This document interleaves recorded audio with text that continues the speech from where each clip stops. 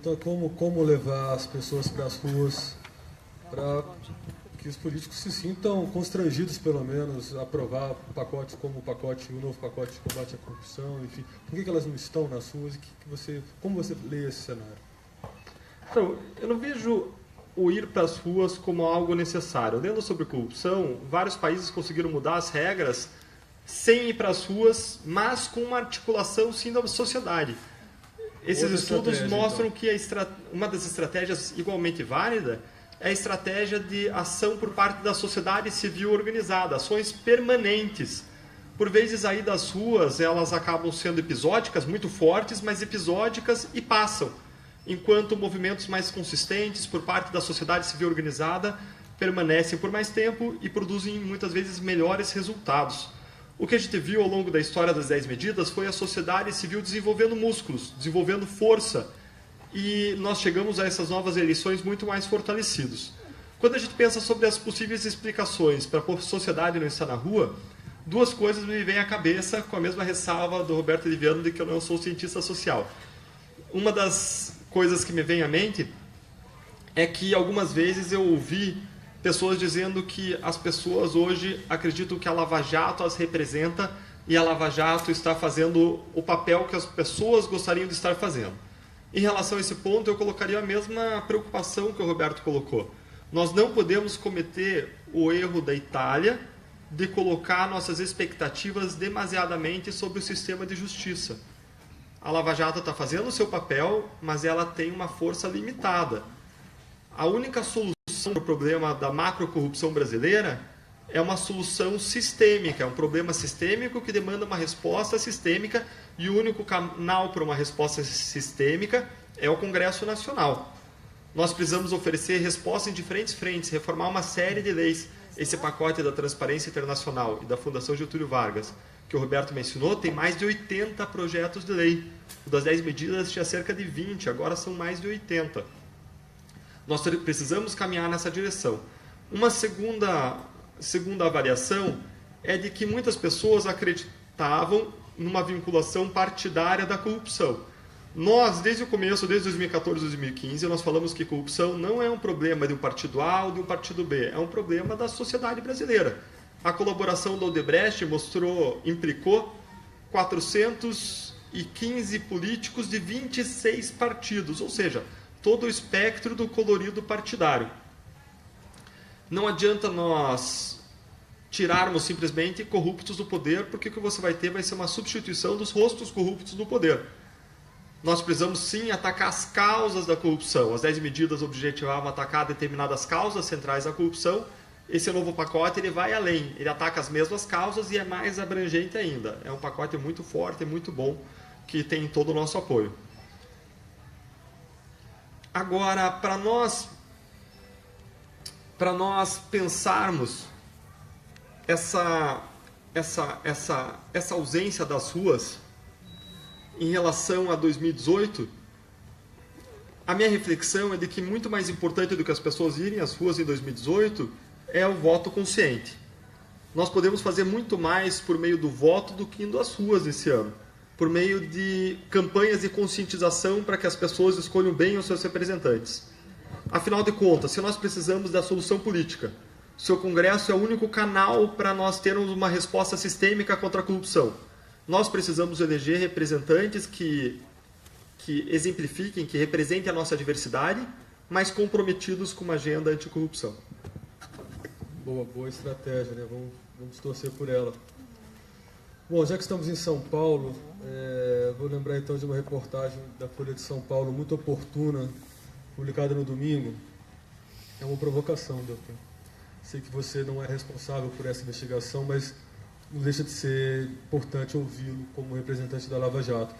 A matéria mostra que, ao contrário do que aconteceu com Sérgio Cabral, Eduardo Cunha, Paulo Roberto Costa, Renato Duque, João Santana e Mônica Moura, algumas das pessoas que tinham contas no exterior, não houve até agora pedido de prisão, nem qualquer tipo de medida contra Paulo Vieira de Souza, diretor da DES, um órgão importante aqui de São Paulo, também apontado como beneficiário de contas no exterior. Como explicar então para as pessoas que acompanham a Lava Jato por que o Ministério Público não fez nada em relação a ele? Bom, primeiro eu preciso fazer uma ressalva de que esse caso não está conosco em Curitiba. Esse é um caso que diz respeito a crimes cometidos, grosso modo, em São Paulo. E eu teria que ver como é que ter esse conhecimento, não lembro de ter lido nessa matéria, como está o pedido de cooperação internacional em relação a esses fatos. Se já vieram as informações da Suíça ou não.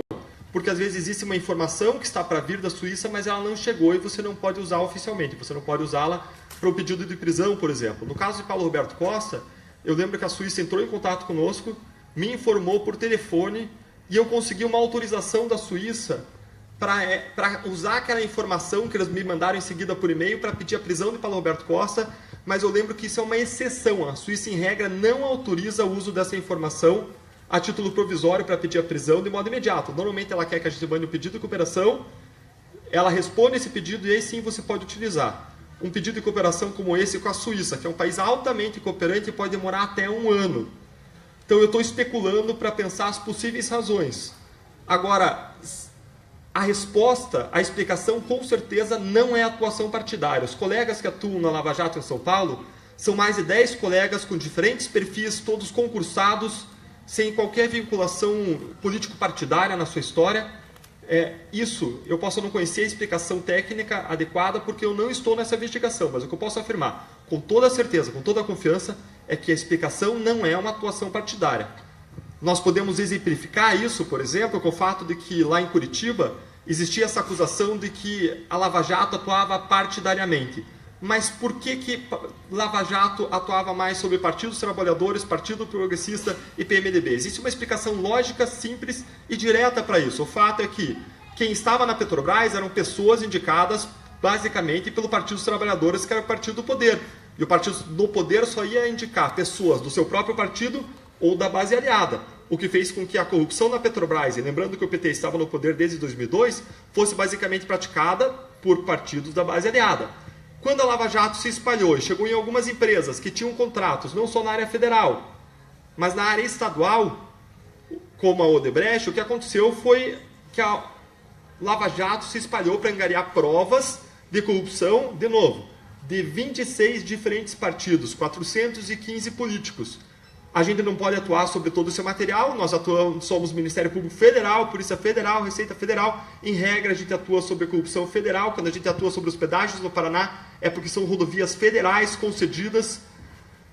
Então, a maior parte dessas sementes nós temos que espalhar pelo Brasil. E elas são espalhadas e cada Ministério Público local vai atuar sobre o seu caso.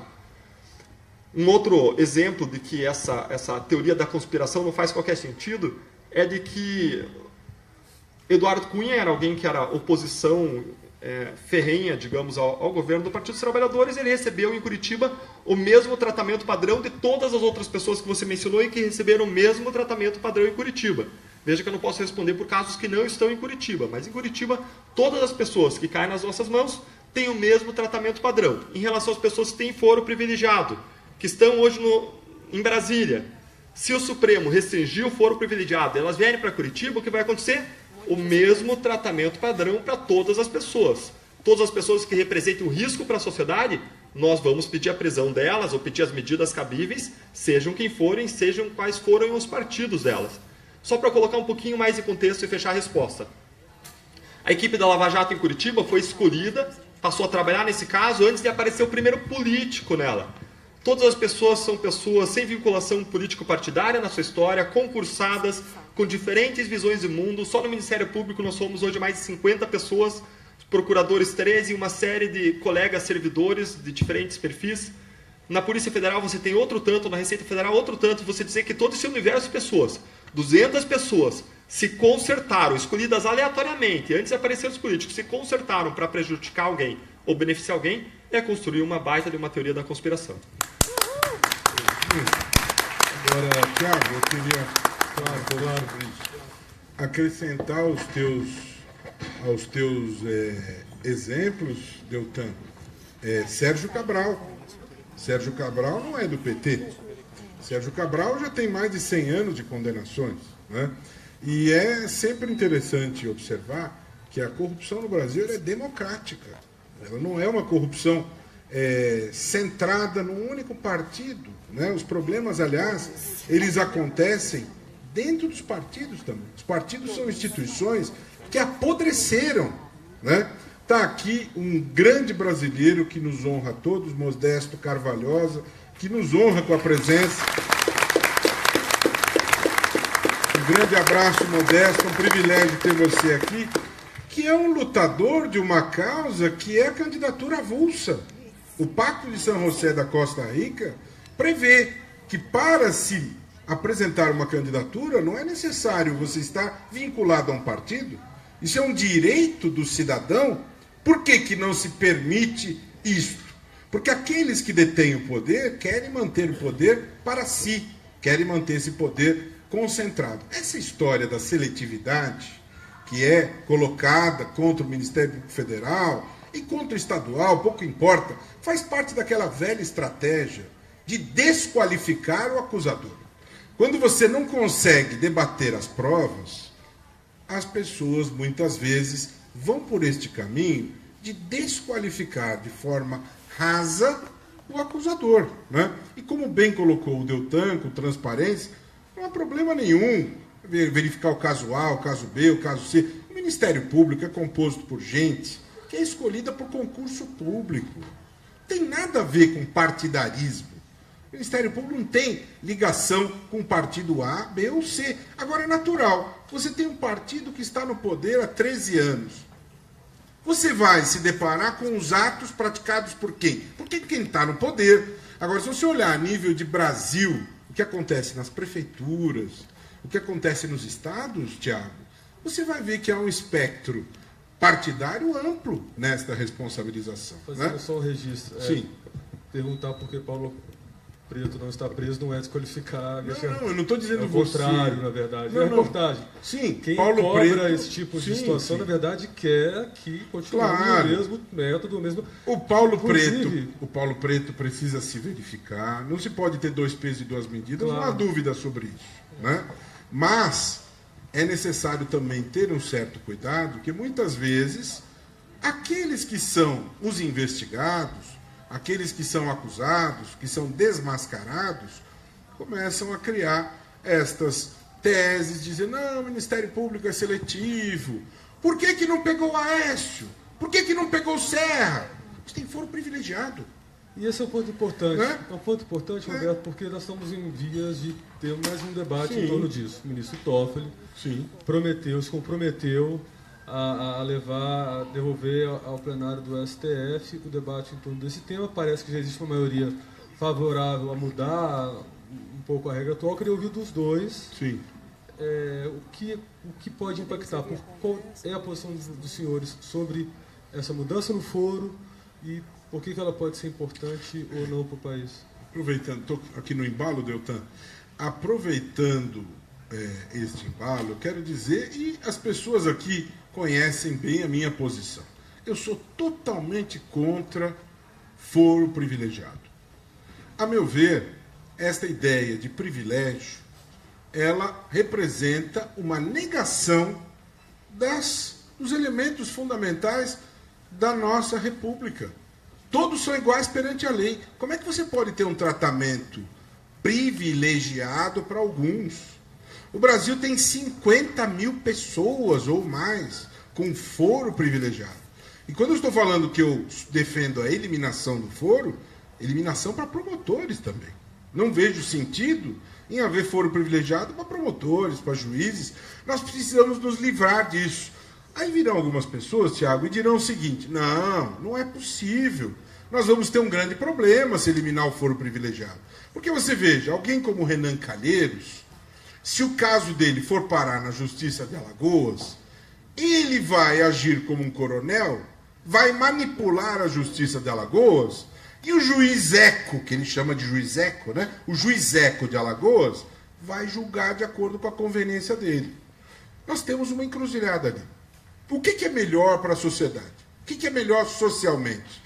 O caso ficar nas gavetas do Supremo durante anos e anos, até a prescrição, sendo que o Supremo é composto por julgadores que foram escolhidos politicamente, com sabatinas e enxalanas em outros lugares, tá certo? Ou nós queremos a justiça distribuída pelos juízes que são recrutados por concurso público. Porque nós temos uma cidadania viva, que fiscaliza, que está vigilante. O juiz jovem de Alagoas, ele precisa mostrar serviço desde o primeiro dia de exercício de função. Ele foi recrutado num concurso difícil, a sociedade está de olho, e eu acho muito melhor, do ponto de vista social, que este caso seja julgado pelo juiz de Alagoas estadual. Ele foi escolhido por concurso público. O Supremo é o guardião da Constituição, guardião da cidadania. Não cabe ao Supremo ficar instruindo processos.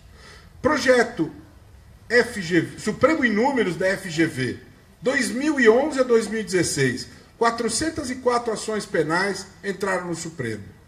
Sabe destas quantas nós tivemos condenação? 0,74%. O Supremo é uma indústria de impunidade em termos de foro privilegiado. Os casos ficam ali parados e não resultam em efetividade da condenação. Então, políticos como esses que eu citei, eles usam o foro privilegiado como um escudo que os blinda, que os protege. Nós precisamos eliminar isso. E eliminar a cultura do privilégio como um todo. Estou falando como um todo. Essa ideia de privilégio precisa ser revista. Nós não temos condição de bancar esse tipo de coisa. Não temos como justificar esse tipo de coisa. Precisamos eliminar o foro privilegiado. Precisamos usar o princípio democrático, isonômico, em todos os níveis. Ah, vai ser difícil a adaptação, vai ser custoso, vai. E daí? Mas nós precisamos fazer esta caminhada, né? Aliás, o foro privilegiado é um instituto em declínio no mundo. A maior parte dos países não usa esse tipo de instrumento, né? Na Argentina, por exemplo, país dos hermanos, os ex-presidentes do tempo aí da ditadura, eles estavam presos em presídio comum, cumprindo pena ao lado dos demais criminosos, e o mundo não acabou. Estavam cumprindo pena. América do Sul, nossos vizinhos, qual é o problema? Sangue azul? Camarote? Era da camarotização? Precisamos eliminar isso. Igualdade todos perante a lei. É a minha visão.